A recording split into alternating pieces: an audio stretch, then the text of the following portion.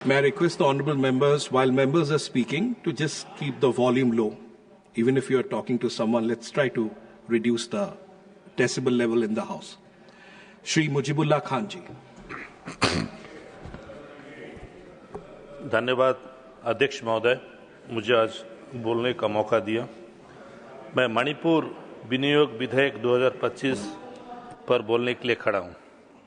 शुरू में ही मैं स्पष्ट करना चाहता हूं, ये सिर्फ बजट की किताब से दर्ज संख्याओं का मामला नहीं है। ये मणिपुर के लोगों की गरिमा, सुरक्षा और अस्तित्व का सवाल है। महोदय, विनियोग का मतलब है नागरिकों के कल्याण के लिए खर्च की अनुमति देना। लेकिन इस विधेयक का क्या लाभ जब जिन लोगों के लिए ये पैसा है वे डर, विस्थापन और अनिश्चितता में जी रहे हैं। मणिपुर पिछले 1 साल से जल रहा है अध्यक्ष महोदय, और एक व्यापक पुनर्वास योजना के बजाय हम यही दिखावटी आवंटन दे रहे हैं, जिनके घोषणा तो जोर शोर से होती है लेकिन जमीन पर इसकी असर बहुत कम पहुंचती है। केंद्र सरकार डबल इंजन विकास की बात जरूर करती है, लेकिन मणिपुर में दूसरा इंजन बिना ईंधन के छोड़ दिया गया है।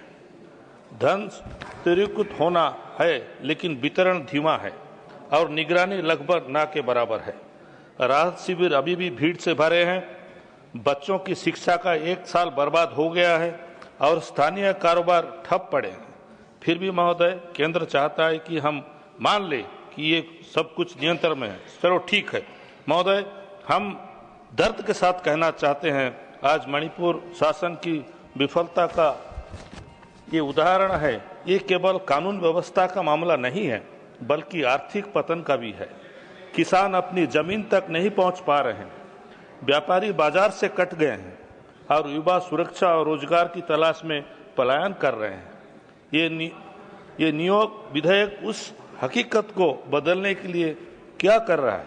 हम केंद्र सरकार से आग्रह करेंगे कि ये जमीनी हकीकत को जानकर लोगों के पास उनका जो हक है वो हक पहुंचना चाहिए। केंद्रीय सरकार विकास के विज्ञापन बहुत तेजी से जारी कर रही है, लेकिन पर्याप्त पुनर्वास पैकेज जारी करने में बेहद धीमा है। संसद में कानून रातों रात पारित करने की राजनीतिक इच्छा शक्ति है, लेकिन इस राज्य में शांति बहाल करने की कोई तात्कालिक उपाय किया नहीं जा रहा है। विधेयक का समर्थन करने का मतलब ये मणिपुर के लोगों के साथ खड़े रहना है।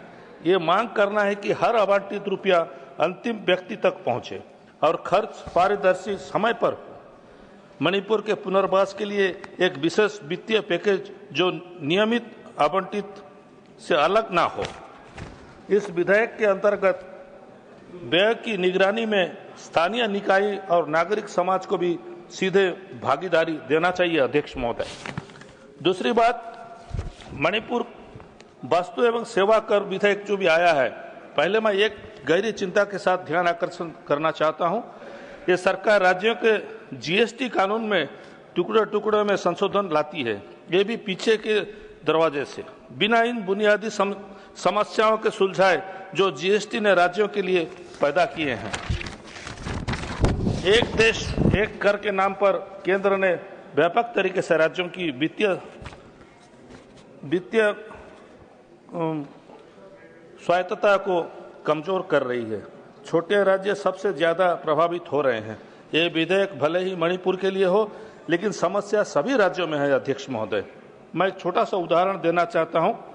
मेरे राज्य उड़ीसा में उदाहरण देना चाहता हूं। हमारे पास साधारण के केंदू पत्ते तोड़ने वाले लाखों आदिवासी और वनवासी परिवार हैं।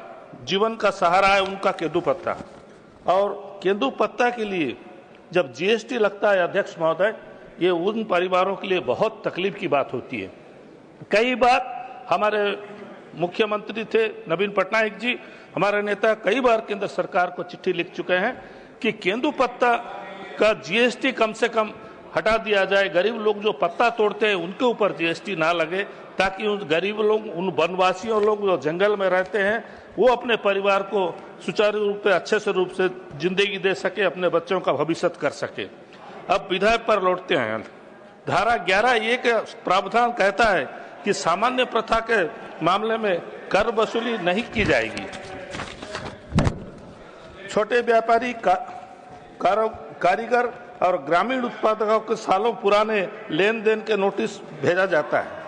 इसी तरह धारा 16 के संशोधित को पिछले वर्ष के लिए आईटीसी दावे की अनुमति देता है। तभी स्वागत योग्य होगा अगर ये सभी के लिए लागू होगा। लेकिन हकीकत यह है कि समस्या पोर्टल की खराबी और प्रक्रियागत परेशानियों से छोटे व्यापारी इसका लाभ नहीं उठा पा रहे हैं। अध्यक्ष महोदय, मैं फिर से केंद्र सरकार से और हमारे माननीय मंत्री जी जो अभी यहाँ पर